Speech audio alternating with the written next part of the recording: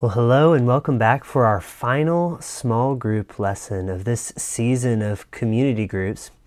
And I wouldn't normally do this while teaching a lesson, but I need to put on my hat for a minute and show it to you. So this hat was my Father's Day hat, present from Alyssa. I think you can probably see why if you could read that. It says Colin's Dad on it.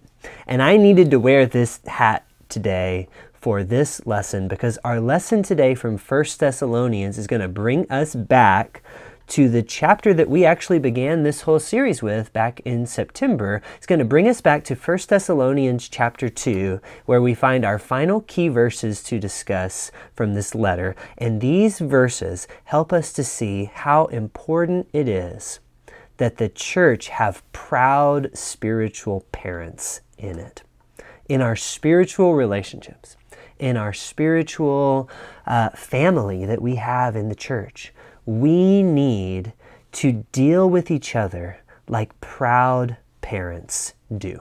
And I'm excited to talk with you today about what that really means for us at College Hill.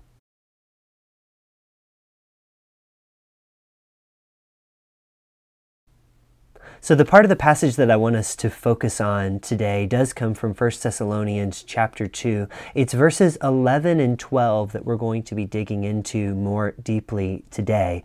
But before I read that, I would like for you to maybe think for a moment in your groups and discuss together in your groups what makes parents proud of their children.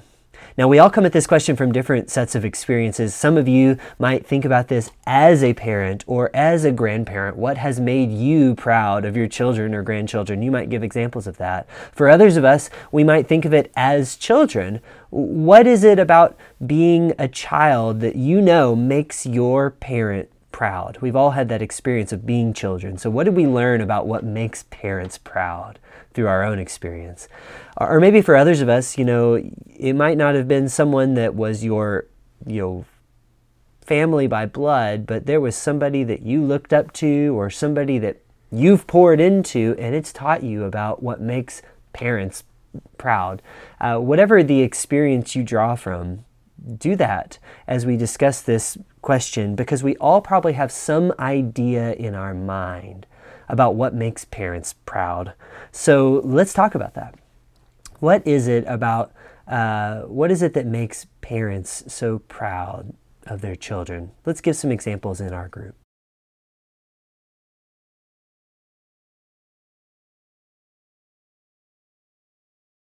So now that you've had a minute to discuss that together in your group, I'd like for you to keep what you discussed in your mind as we now turn to our key verses from 1 Thessalonians chapter 2. Remember, it's verses 11 and 12 that we're going to focus our attention on. And in this passage, we're going to see the way that Paul and Silas and Timothy, the co-authors of this letter, the way that they see their relationship to the church in Thessalonica. So in verse 11, we see them say this about their relationship. For you know that we dealt with each of you as a father deals with his own children, encouraging, comforting, and urging you to lead lives worthy of God, who calls you into his kingdom and his glory. So Paul and his missionary companions say about the Thessalonian church, they say, we dealt with each of you like a father deals with his own children.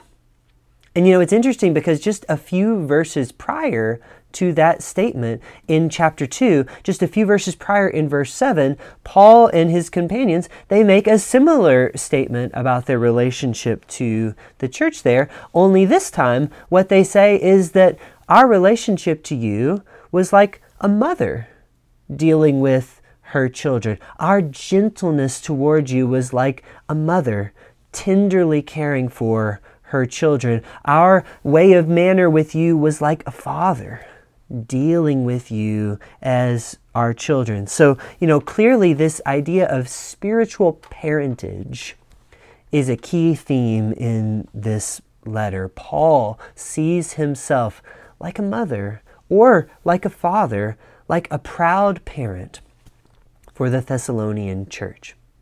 So what then is it that makes Paul, the spiritual parent, proud of these Christians that he has poured into in Thessalonica? What warms his heart and encourages him that his work is paying off? What do we see there in verse 12? We see that Paul is a proud parent when he sees the spiritually young in the church growing toward maturity. It makes Paul proud when his encouraging, his comforting, and his urging the church to grow in faith actually pays off, and he sees the church learning to live lives worthy of God. When Paul sees his fellow believers in Christ taking steps toward answering God's call into God's kingdom and God's glory, that's what makes Paul proud in his heart. You know, interestingly enough, that word glory there from the final phrase in our verse, kingdom and glory. That word glory is kind of an important theme in 1 Thessalonians. And that word, when it comes up, it always refers to the way that Paul sees other people and invests his life in others. So earlier on in the chapter, when describing his own ministry, Paul said, "It's never been about bringing glory to myself." We are not seeking glory from other people. That's not why we do what we do. But you know what our glory is? Verse 20, you are our glory. When Paul sees the spiritually young growing in faith, when he sees them growing in maturity, that's what brings glory to him. That's what makes his heart proud, because he sees that like a father or a mother sees the growth, the maturing, the developing, and the progress of their own children. And I wonder what we could take from that today as a church. Can we have this same mindset in us, that what makes us truly glad as believers, what makes us proud, is not our own accomplishments, but actually the accomplishments of the spiritually young in faith? When we see them grow, that's what brings us glory and pride and joy. Can we have that sort of attitude in us? Do we have that attitude at College Hill? What stands in the way of that? And how can we take this mindset that Paul has toward the church and put it to action in our own church?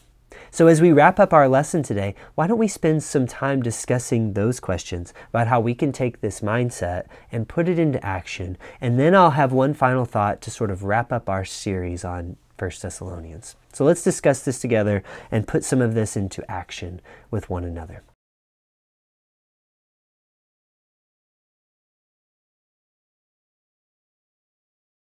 So one final thought to give you, and then we will wrap up our whole series for small groups on 1 Thessalonians. If we're going to have this sort of attitude that Paul has, where we are like proud parents toward our fellow believers because we're so excited to see their growth and see their development, if we're going to have that and really accomplish that in us, then we have to invest in our relationships with one another. That's just so important. And we live in a day and age where we're busy people. We have a lot of things calling for our time and our attention. And this is a time when it's easy to keep people at arm's length.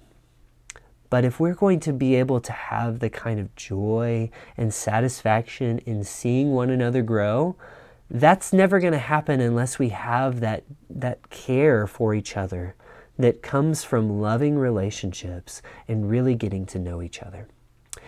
And I hope that maybe these small groups have given you an opportunity to grow your relationships just a little bit. Maybe for some of us, you've had the chance to get to know somebody better through spending this time in small groups. And if you have, I just want to just encourage you of how important that truly is. Keep those relationships up.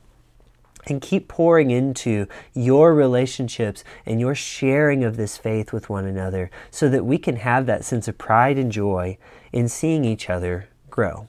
And the last thing that I wanted to encourage you to do today is, as we wrap up our small groups, take a moment and say thank you to our group leaders and our host families who have put a lot of time and energy into making these groups possible. They have invested in your relationships with one another and their relationships with you, and that makes a world of difference into our encouraging one another in faith. So let's take a moment and thank each other as we wrap up today. And also, let's take this challenge with us as well, that we can be like proud spiritual parents to one another. And no matter how far along you are on your journey of faith, you can help somebody else to come along as well, so that we can move together toward answering God's call, taking steps each day toward His kingdom and toward His glory.